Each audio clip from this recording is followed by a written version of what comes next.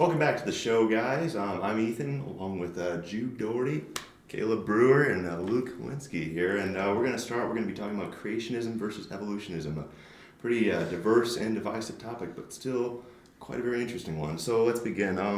We'll start with Luke. I want to hear just your general view and probably your best explanation of what evolution is. So evolution basically is the how species are created by there'll be mutations in species DNA, so the offspring of the species will be different and if a species has like better traits and it's more likely to survive, then it'll be more likely to have offspring, and then that trait will be more common in that population, so that over time the species become more better adapted to their environment. Yeah, I mean, we call that the process of natural selection, which we go into what we call macro versus microevolution. Thank you for that, Luke. Yeah, that's quite an interesting belief that many people in our society hold. Jude, I want to hear your view, your biblical understanding of what we call creationism, six-day creationism specifically. So like obviously the Bible says that God created the earth in 6 days, and we believe that is 6 literal days.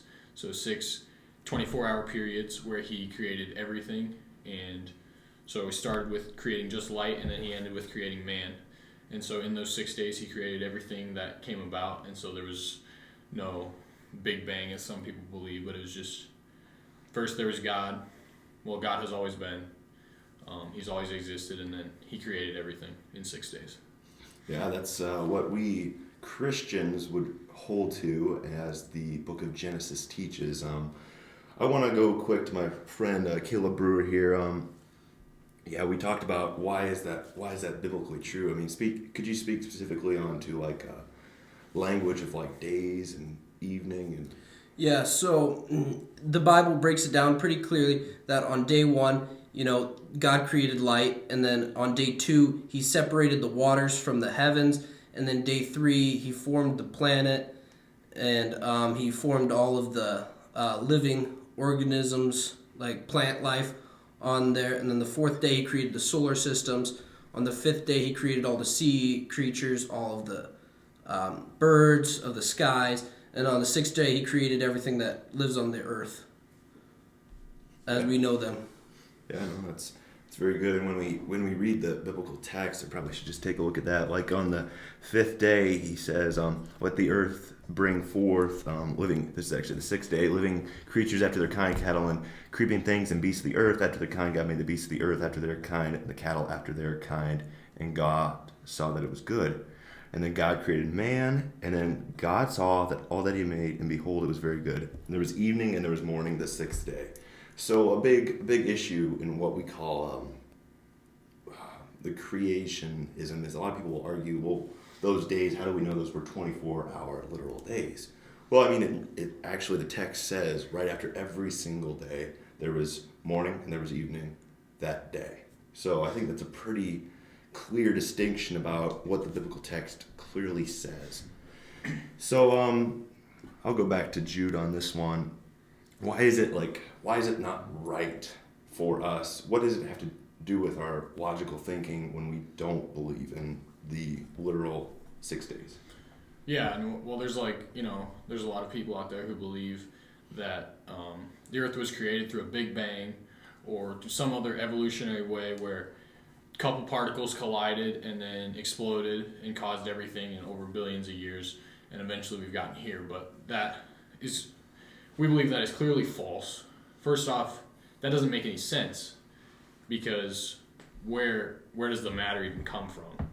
Where did the two particles that collided, where did they even come from? Like, everything has to have been created. They say matter cannot be created or destroyed, so then where did it come from? Where was it created? How was it created at first? So, I mean, that in and of itself doesn't make sense. So we believe that it makes the most sense that there was a God or a supernatural being behind it who supernaturally created the earth and everything around us. And I don't know, Caleb, can you expound on that? Yeah, so it says in the text that God spoke, and it came to be like, he didn't use any pre-existing material. He did not form something from something that was already there. He spoke into nothing and it came into being. It was miraculous. It was supernatural, as Jude said. It was awesome. Yeah, no, that's a great analysis, and I think a big part of that difference is Jude was kind of going into there was scientists, they believe in this billions of years with this idea of the Big Bang theory. It is a theory, and Luke, how old would you say the Earth is, just roughly? From I would say around 6,000 years old, based on, if you look in the Bible, and it has genealogies all the way through history, and if you like add up how many years each person was when they had their kids and add up how old they were, it goes to about 6,000 years. So. Yeah, so only 6,000 years versus the billions year. That's a huge difference in our view of just time in general. The Earth and the galaxy, we would say, is much younger. Yeah. And I know a lot of people see a lot of problem with that, but Brewer, what would you say to people who say, well, isn't the Bible then competing with science? Isn't it science versus religion then? What would you kind of say to that?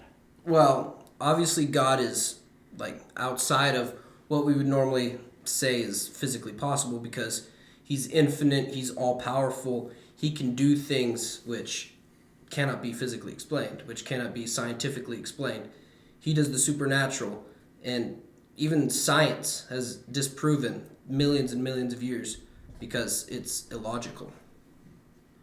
Yeah, and kind of going off that, just the science portion of it. Even if you look at where the Earth is between the sun and outer space, there's only a certain amount of miles, a certain amount of millions of miles that the Earth can be in, called the Goldilocks zone, where it can sustain life, and it's a really, as far as the size and enormity of space, that space is really small where the Earth can be. So the Earth is in the exact space. Our gravitational pull is perfect to sustain life.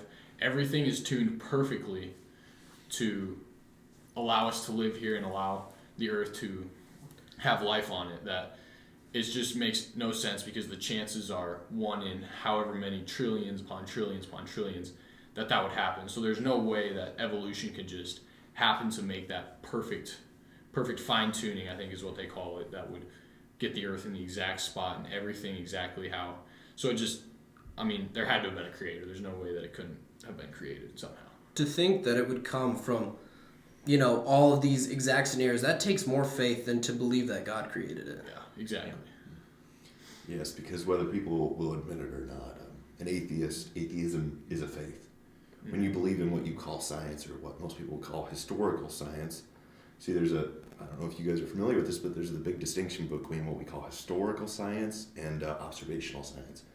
Most people would define science as observation of the natural world. Well, when you start to go back in history, that's not science. That's history itself. You're trying to study history when there weren't people there. Mm-hmm. You can't just dig up things and expect to understand the world in a perfect way when things and conditions could have changed. We don't know, maybe all the continents could have been together. We don't know things like that for sure. So we can't be always assuming things when we, as a human race, didn't jot down our history. We can't be for sure discovering that through science. So yeah, that's a great point on science versus God and what that really goes down to. But in my opinion, it really goes down to the question of authority. Who are we trusting here? Are we trusting that there is a God and that this Holy Scripture speaks the very truth and word of God that comes from his very mouth, his very breath? So I think that's a big part of that. And I know we were talking about the Big Bang Theory and what that means, and to understand that, we really have to understand that, to believe that it's what an accident. You talked about the idea of the Earth not existing, being able to sustain life without some cataclysmically improbable odds. So for sure, there had to have been a creator. So another big part of this is I don't know if you guys are familiar with what we call the gap theory. Okay, it's not a very well known, but when it comes to people who believe in the scriptures now, okay, there's the second biggest option after evolutionism, which there are many people who believe in evolution. If there's See, we're debating here. We're thinking about creationism versus evolutionism, and there's a lot of Christians, a lot of people I would say have faith in God that believe in what we call the theory of evolution. And when they do that, the biggest reason why is, Brewer, could you read the first 2 verses of my Bible for me? Yes. In the beginning, God created the heavens and the earth. The earth was a formless and void, and darkness was over the surface of the deep, and the Spirit of God was moving over the surface of the water. Yep. So Genesis 1 and 2, that's where we make this big distinction, this gap theory. It's the idea that between verse 1 and 2, there's a gap of time.